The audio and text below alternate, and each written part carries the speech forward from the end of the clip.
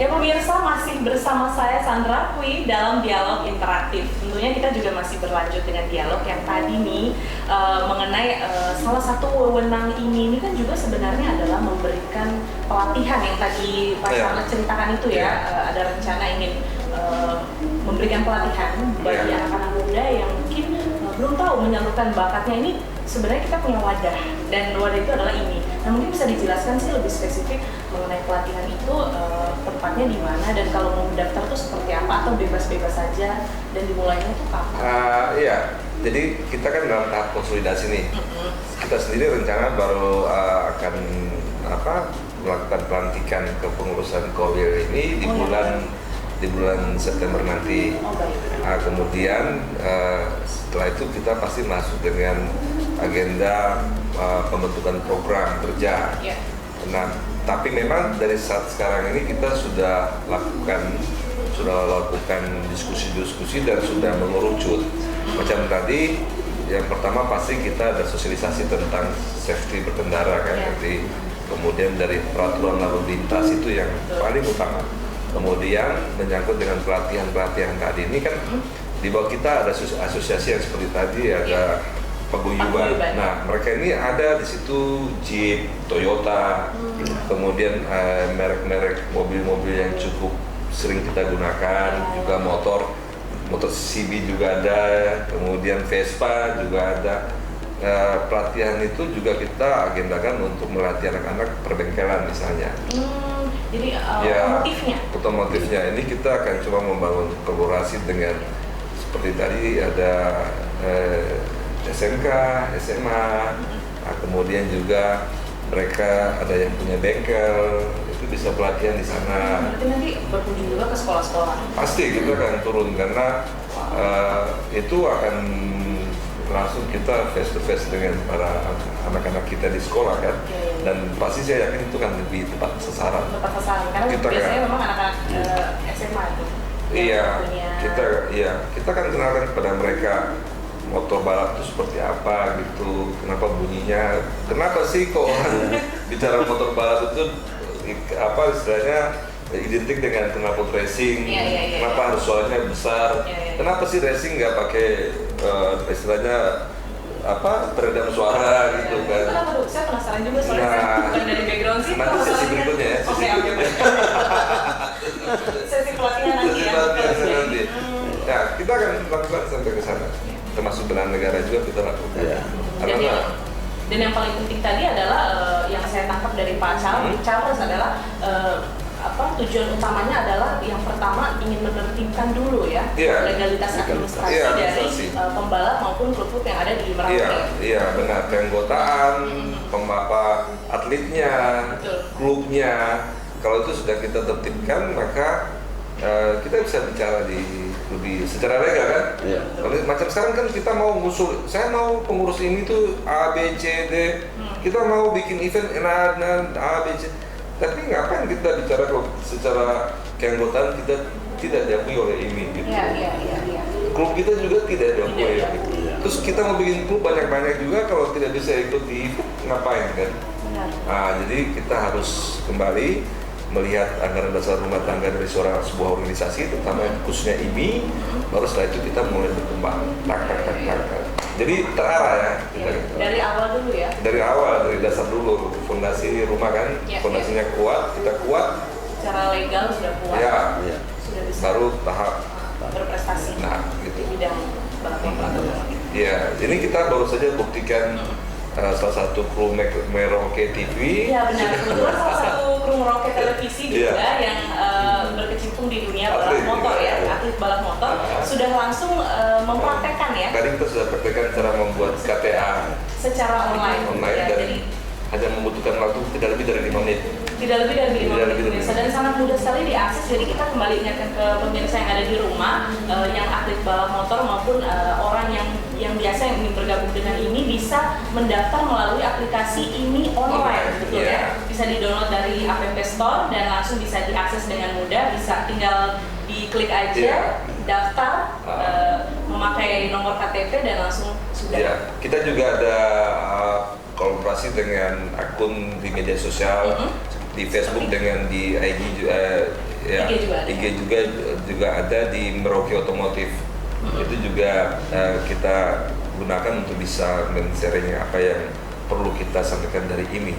Jadi teman-teman kalau pengurus grup maupun anggota yang kesulitan untuk menggunakan aplikasi ini online, bisa kita sharing gitu di dalam grup tersebut. Baik. Nah, kalau dalam waktu dekat ini biasanya ya, kalau pemirsa ini yang paling ditunggu-tunggu adalah informasi mengenai event-event yang diadakan ini. Kira-kira dalam waktu dekat ini ada nggak sih rencana dari ini untuk menyelenggarakan event? Iya, motor khususnya? kita masih terkendala, memang banyak sih. Kemarin sebenarnya kita rencana di bulan Oktober. Itu berkenaan dengan HUT ABRI, HUT TNI, 5 Oktober. Tetapi kita terkendala masih dengan pandemi COVID-19 ini. Ini yang membuat kita belum bisa melakukan event.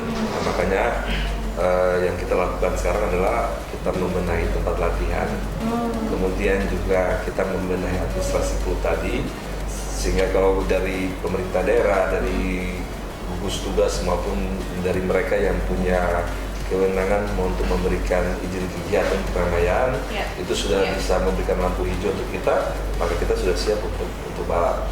Jangan lagi nanti kita buat event, mereka tidak bisa ikut serta, terkenal dengan administrasinya tadi, ya kan? Iya, betul. Mau yang bikin, penting tuh kembali lagi tadi. Mau bikin KIS nggak ada KTA, nggak bisa. KTA mau klubnya mau ikut nggak ada TKT, nggak bisa kan? Nah, mending kita ngurus sekarang.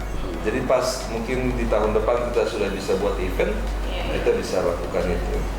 Ini memang tidak terlalu susah sih kita membuat event. Tapi cuma karena nanti akan berhubungan dengan yang tadi kan, jalan, kemudian masyarakat berkumpul, itu menjadi masalah sih. Tapi kalau misalnya berarti dalam 1 tahun ini tidak ada event gitu ya? Kita belum bisa memastikan. Tapi kalau tadi saya bilang kalau saat ini belum bisa.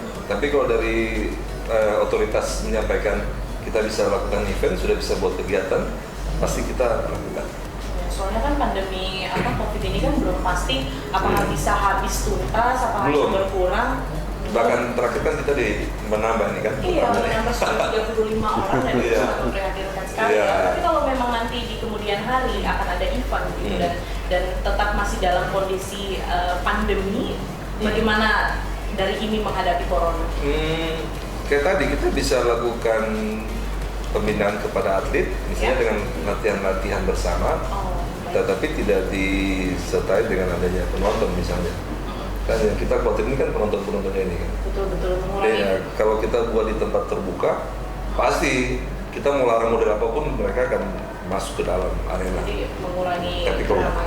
Tapi kalau kita buat di tempat tertutup atau yang kita batasin, maka hanya atletnya saja yang bisa berlomba atau latihan, itu yang mungkin bisa diizinkan saat ini. Jadi memang masih menunggu ya. Kita masih menunggu, tapi jangan khawatir untuk para pecinta otomotif kan. Begitu ada lampu hijau kita gas. Oke, baik. Ya, karena memang semua ini karena adanya pandemi memang harus menunggu dari pemerintah itu sendiri ya. Kalau misalnya dari pelatihan itu berarti tadi setelah ini ya, setelah adanya pelantikan dulu baru mulai agenda mengenai pelatihan itu. Karena memang, tapi kalau misalnya dari Pak Chandra sama Pak Delson sendiri melihat potensi-potensi yang ada di Merauke itu seperti apa sih dari di bidang otomotif maupun atlet balapnya sendiri nih? Karena kan banyak sekali di Merauke ya, apalagi prestasinya kita sudah lihat banyak sekali, contohnya R. Fadil salah satunya. Nah, kalau Pak Chandra sendiri melihatnya bagaimana? Saya selalu coba membuka atau referensi yang ada di media massa di media online gitu kan. Saya kalau nyari tentang prestasi untuk Merauke sendiri, untuk Papua sih Merauke yang terbaik bagi saya. Jadi potensinya sangat luar biasa. Kalau kita macam otomotif di Merauke itu, kalau saya bandingkan macam di Kabupaten lain, contohnya macam di Kepulauan Yapen Serui, itu sama dengan sepak bola Perseru Serui itu dan atletiknya. Harusnya itu menjadi prioritas utama. pembinaannya ya. Betul. Karena bakat alaminya anak-anak Merauke itu sudah ada. Kalau kita di sana utara mungkin kan mereka lari, itu kan bakat alami ya. Iya, iya. Di Merauke tuh saya lihat otomotif itu bakat alaminya anak-anak. Apalagi kita datarannya kan pas rata ya, Rata. jadi cocok sekali untuk anak. Jadi kita sendiri jangan langsung menjustis bahwa itu mereka anak-anak itu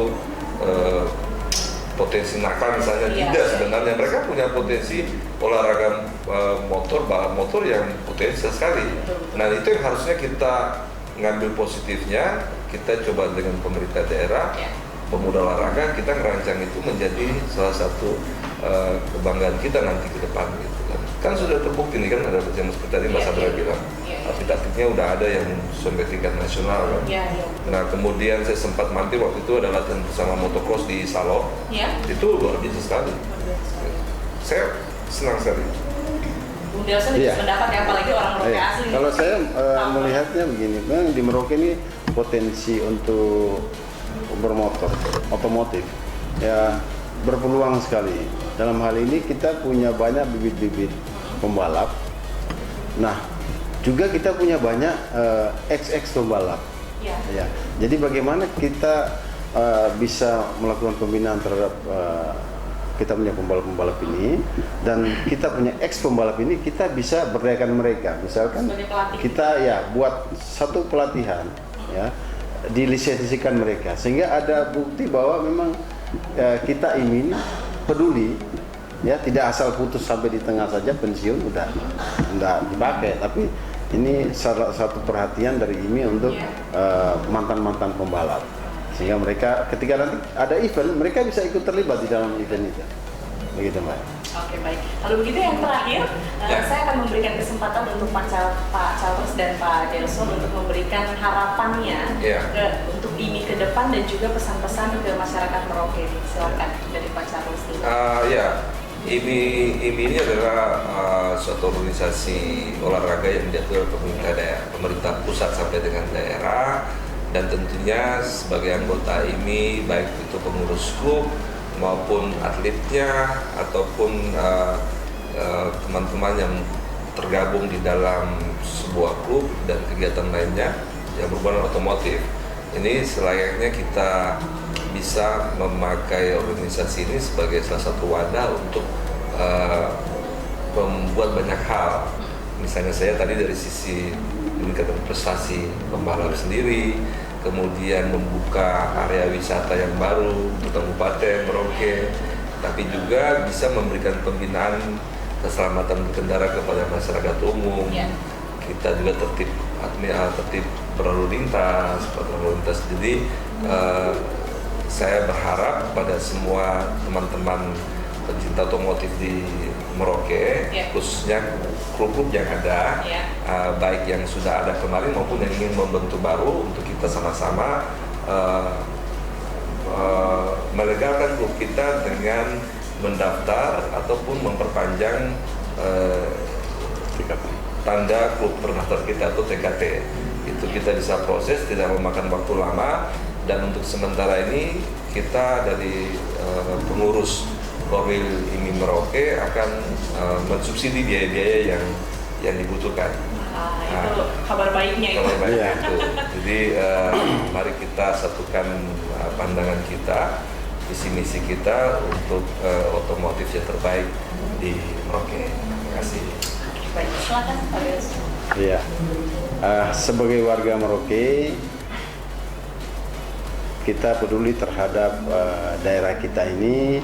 Marilah kita bergabung bersama Korwil IMI Merauke guna melegalkan klub-klub maupun kartu anggota, supaya setiap kegiatan kita tidak dikatakan geng liar maupun klub liar, sehingga nantinya kegiatan yang kita buat itu adalah kegiatan-kegiatan resmi. Saya kira itu. Terima kasih. Oke, baik. Terima kasih Terima kasih. Pak Charles dan Pak Delson. Dan pemirsa, kita sudah sampai di penghujung acara. Saya kembali ingatkan lagi untuk pemirsa di rumah, jika ingin mendaftar untuk mendapatkan keanggotaan di IMI, bisa diakses secara online melalui aplikasi IMI online. Nah, pemirsa, maka dengan ini saya Sandra Kui beserta segenap kru Merauke Televisi pamit undur diri. Jangan lupa saksikan dialog interaktif episode lainnya hanya di Merauke TV, Sobat Kita.